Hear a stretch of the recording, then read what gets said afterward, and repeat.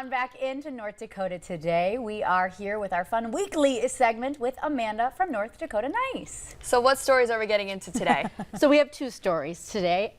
Both of them are about different ways to give or to really to think about other people. And in one case, a kind of unusual way to think about people. So the first is in Grand Forks, there is a program called SPA, it's Summer Performing Arts. It's very, very popular. If you live in Grand Forks, there's something like 1,000 kids that do it. Yeah. And so it's a big deal. So everybody knows about it, but I don't think what people realize is that the students also do some kind of gives back as a part of it.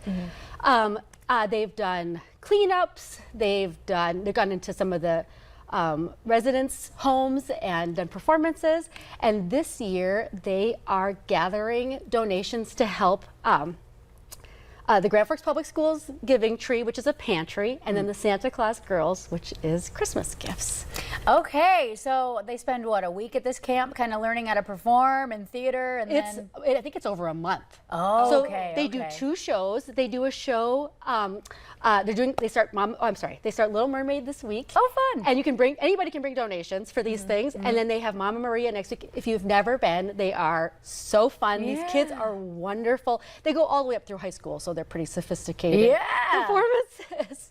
It's a great show. So while they're learning their lines, while they're busy working for their own show, they're also behind the scenes working to give back. Yes. So this is a program at Grand Forks Public Schools, SPA is, and it's very heavily funded by the community. It's very volunteer driven. And so this is a way for the kids, they pick the organizations to help, because they also benefit the students within SPA, outside of SPA. And so one of the things that I've also found out is that they had a goal to get a certain number of donations this year, and they've achieved some milestones as a part of it, so they got to pie one of their instructors in the face, which is all kids care about. That's the best thing in the world. Yeah. A So dunk opening tank, night. a pie in the face to any principal, any teacher. I mean, with love, right? But remember how fun that was in school? Yeah. Gosh, makes me want to go Absolutely. raise some funds and do the same thing. I know, I tell you, we are missing out. We could take our kids to Disneyland, and we could give them the opportunity to pie somebody in the face, and I think they'd pick the pie. Yeah. I think you are so right. There's something about just, it gets them jazzed, huh? Yep. So if you bring enough donations to these SPA performances, there's a chance that you could be pied in the face. Oh. Wow. Maybe. Oh. Or you could pie someone. Wow. Say no more. It's We'll not be part there. of the program, but you could ask for it. That's so incredible. Okay, so Yeah. we had some cute photos of that scrolling through, and then we have a second story today too, huh? Yes. Okay. So there's a woman in Grand Forks named Cheryl Horn, and her mother, Diane Bratfold, and her aunt, Tammy Shern, and every Memorial Day, they go out to a country church in Grafton, and they clean up graves. Wow. So yes, I have to tell you, I'm sorry, I've never thought about cleaning graves in my life. And so in this case, this is I think we know these are all over North Dakota. These little abandoned, or not abandoned, this used to be a church here, and it's now gone. And so they replaced it with, like, for lack of a better word, a teepee. And it has the church piano and some pews and the photos and a guest book. And so what's left now are the memories. And so they go and they clean. They have to bring all the stuff with them to clean. They said next year they're bringing a rake. Yeah.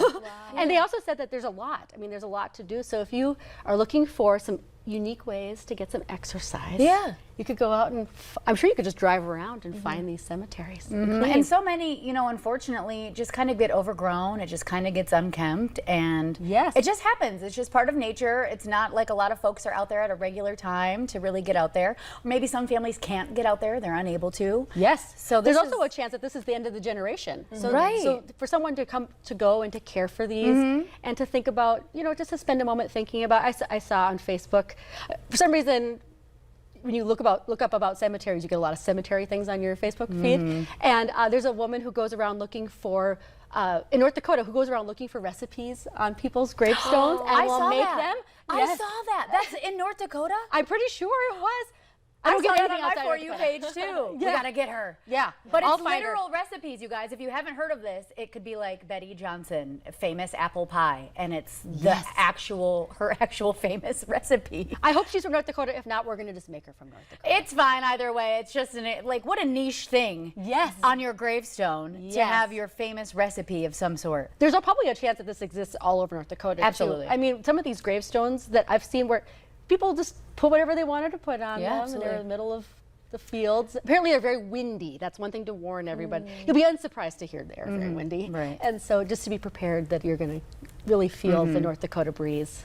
So they're taking a rake. They're going to kind of help with the shrubbery and the overgrownness. Yep, they bring water, buckets of water. Okay, yeah, and then kind of do the scrub brush too on the information. Yes. It's actually pretty incredible what you can discover date-wise or time-wise. Yes. From some of those gravestones that are so overgrown and so just like mossed over that you don't even realize what the dates are underneath. And I actually don't know why. Lately I've seen a lot of videos. I must have known. My phone knew that you were coming on to talk about this today. But then how pristine and beautiful they look afterwards, and then the dates. It could be from the 1600. You don't know like what you discover under there. Like, wow. So kudos to them. Kudos to everybody. What a great service. Thank you so much for coming on. Thank you for having me. Yes. I started this blog, my blog, North Dakota Nice, because I wanted to share. People here are very humble, and so I told Sophia, if you are a good person, I will find you, and I will brag about you. But you can tell me about people you know on my website, which is NDNice or NorthDakotaNice.com. Both of these stories were actually submitted to me, and next week's another submitted story. So please. If you don't, there's no such thing as bragging to me. I love it. It's a beautiful thing to brag about when it comes to that kind of stuff. So thank you for coming on and showcasing it. Thank you for having me. I love it. We'll be right back with our Daily Dose of Motivation. Everybody stick around.